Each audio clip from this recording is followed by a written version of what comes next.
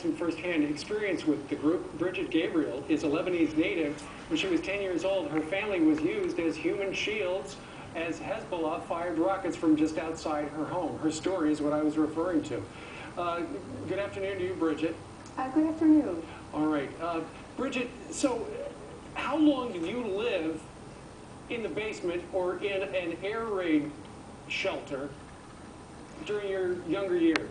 I lived from age 10 to age 17 underground, huddled in a bomb shelter as rockets fell on top of my head from the Muslim radicals who were trying to shell us. I lived in the security zone. All right, so you were effectively a human shield.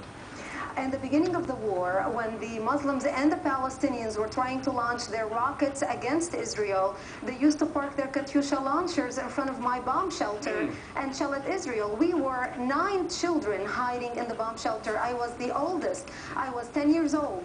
And one day, my mother went out begging the leader to remove their rocket launcher, and he wouldn't listen to her, and he fired his rifle between her feet and told her that if she doesn't shut up, he's going to shoot her. We were trapped there. Israel had to retaliate. We were saved because they had moved the rocket to our neighbor's house, and our neighbor's house ended up being hit by an Israeli shell, and 3 people were wounded. Brigitte, stand by for 1 second, because I also want to bring in from Southfield, Michigan, Neil Abunab, whose weekly column appears in the Arab American News, and he's the author of The War on Terror and Democracy. I want to read you something very quickly. This is what you wrote in an editorial recently. It was July 27th, 2006. I, like the greatest majority of Muslims, do not find a shred of justification to call Hezbollah a terrorist organization. In fact, we consider them the champions of Arab dignity and the few Muslims left in this world with the courage of conviction to sacrifice their own lives for the right thing. So you obviously saying that they're not a terrorist organization. Am I correct in this? Yes, sure. Of course, they are not. They are not considered by the majority of Arabs and the Muslim world as terrorists. This is a classification that is really very convenient for the West to dehumanize and demoralize what you may call a grassroots movement in the Arab world for freedom and liberty. And I really don't see any reason why they keep classifying that.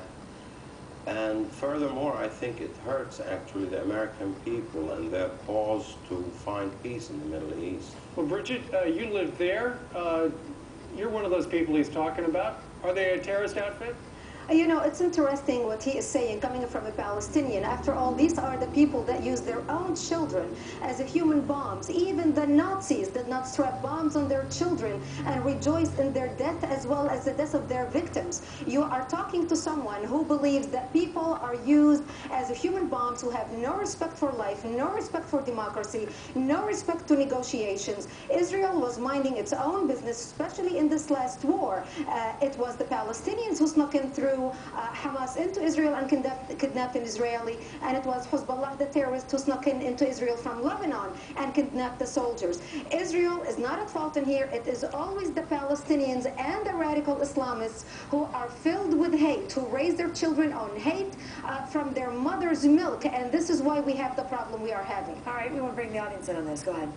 Well, following that reasoning, wouldn't you think that it is Arab?